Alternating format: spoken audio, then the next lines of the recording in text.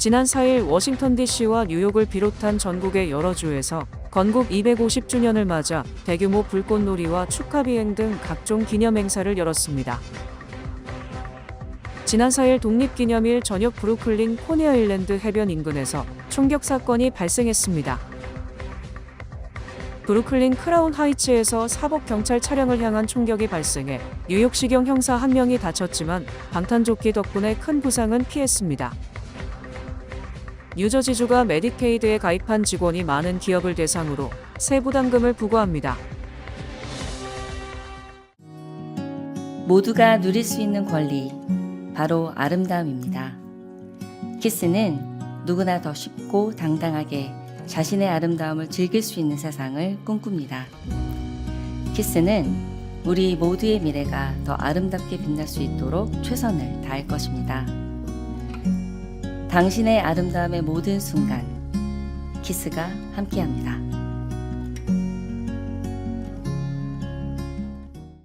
지난 4일 워싱턴 DC와 뉴욕을 비롯한 전국의 여러 주에서 건국 250주년을 맞아 대규모 불꽃놀이와 축하비행 등 각종 기념행사가 열렸습니다.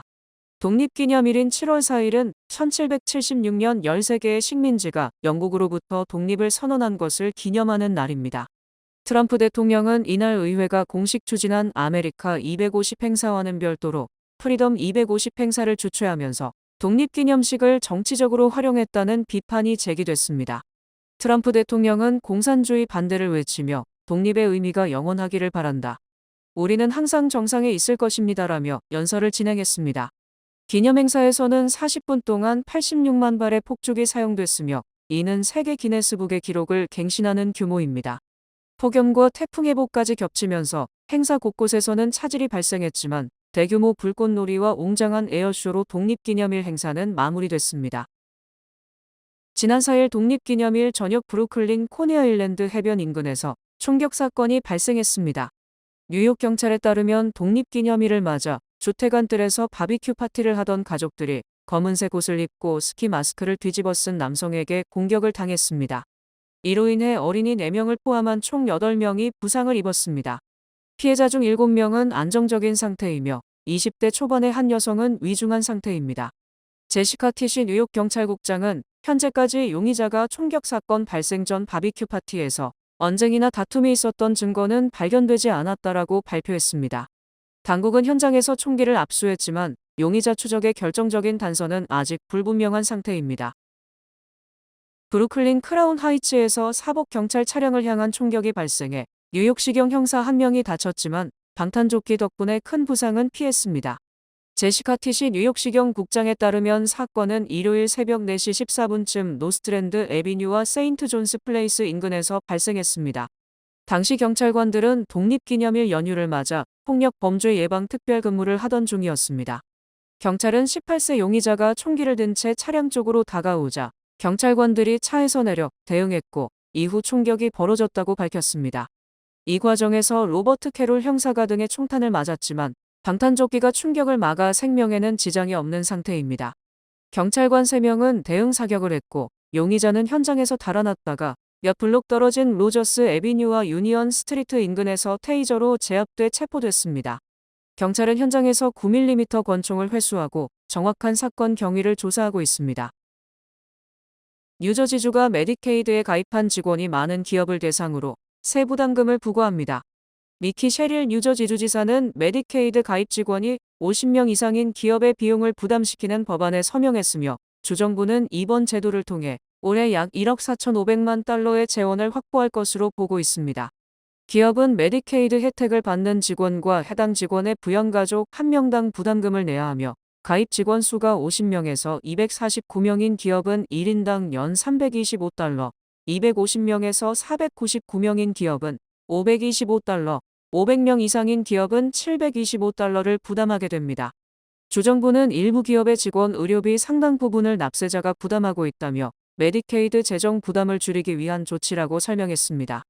하지만 뉴저지 비즈니스 산업협회 등 경제단체는 기업이 이미 건강보험을 제공하더라도 직원이 메디케이드를 선택할 수 있다며 기업이 통제하기 어려운 문제로 추가 비용을 떠안게 된다고 반발했습니다. 일부 정책단체도 이 제도가 저소득층 노동자나 한부모 가정 채용에 불리하게 작용할 수 있고 기업의 고용 이전 결정에도 영향을 줄 수 있다고 우려했습니다.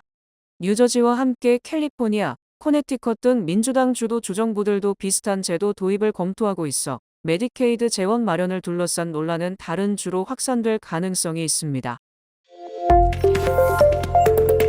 마약 단속국인 DEA에 따르면 브롱스 전 지역에서 대규모 마약 단속 작전이 펼쳐져 약 90파운드의 펜타닐이 압수됐습니다. 시가로는 750만 달러에 달하는 양입니다. 이번 작전은 DEA, NYPD 그리고 뉴욕시 특별검찰청이 공조로 이루어진 대규모 합동작전으로 펜타닐 포장 공장으로 알려진 세 곳을 적발한 뒤 폐쇄하는 방식으로 진행됐습니다. 해당 장소들은 서로 관련이 없는 조직들이었으며 총 8명이 체포됐습니다. 체포된 8명 전원은 구금되어 있으며 특별검찰청은 다수의 마약 관련 혐의로 그들을 곧 기소할 예정입니다.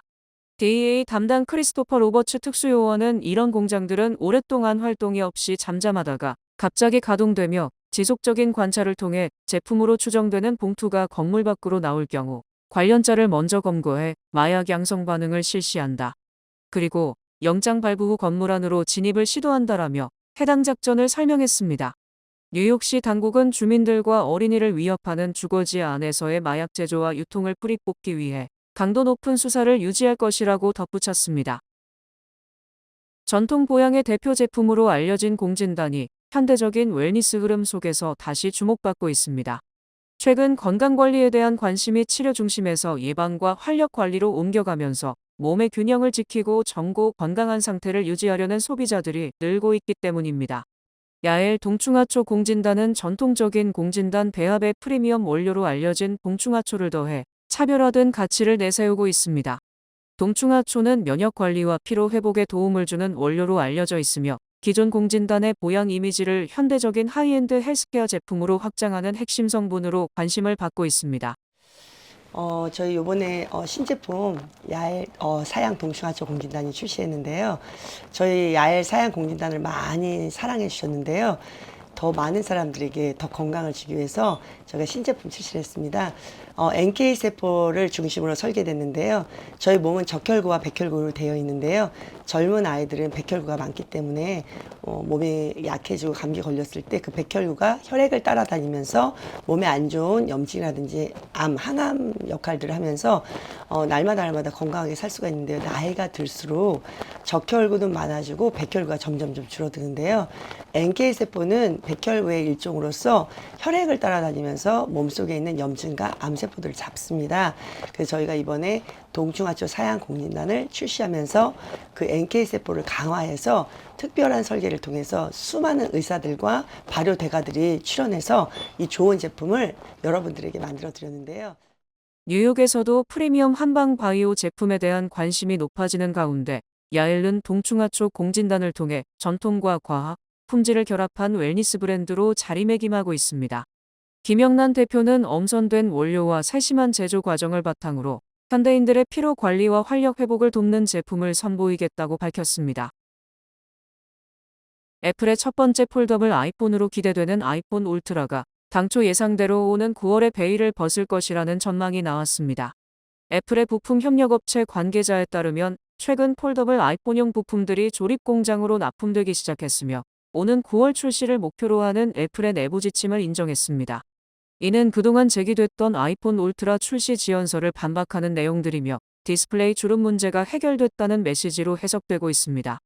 올해 노동절은 9월 7일이며 애플은 그동안 통상적으로 노동절 이후 첫 번째 화요일이나 수요일에 아이폰 행사를 개최했습니다. 이를 근거로 업계 전문가들은 오는 9월 8일을 아이폰 울트라 출시의 가장 유력한 날짜로 선정했습니다. 9월 중순의 신제품 출시는 애플의 입장에서 새 아이폰 판매 실적을 자사의 4분기 실적에 포함시킬 수 있기에 더욱 해당 관측에 힘이 실리고 있습니다.